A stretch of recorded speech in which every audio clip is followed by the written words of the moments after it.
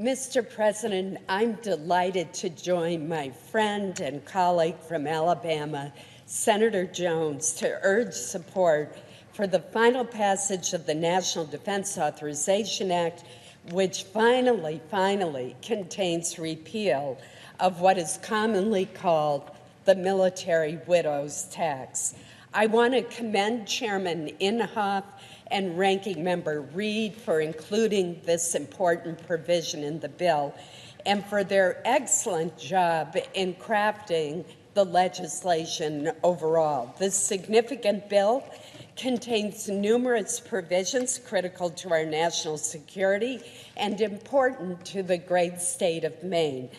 But right now, I want to join my colleague, Senator Jones, in celebrating and highlighting one long-fought-for provision, and that is the repeal of the Survivor Benefit Plan Dependency and Indemnity Compensation Offset, commonly referred to as the military widow's tax. Now, Mr. President, let me explain exactly what the problem is. Many military retirees purchase with their own money a form of insurance called the Survivor Benefit Plan.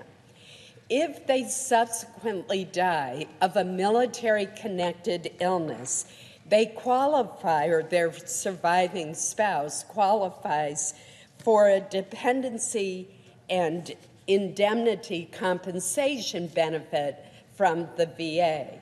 Unfortunately, these two programs are offset dollar for dollar for our military families.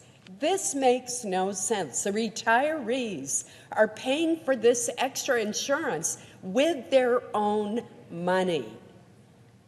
The NDAA will finally remedy this inequity, this burdensome unfairness, and it will permit as many as 67,000 surviving spouses, including more than 260 in Maine, to begin collecting the full survivor benefits they are entitled to once it is finally fully phased in. The average offset to the SBP amounts to more than $11,000 per year. That is a significant amount of money that a widow or widower needs to help support their families and themselves. I'd like to again recognize and thank Senator Jones for his strong advocacy and unceasing leadership, as well as the countless military spouses and veterans advocates, the veteran service organizations that helped push this effort over the finish line this year.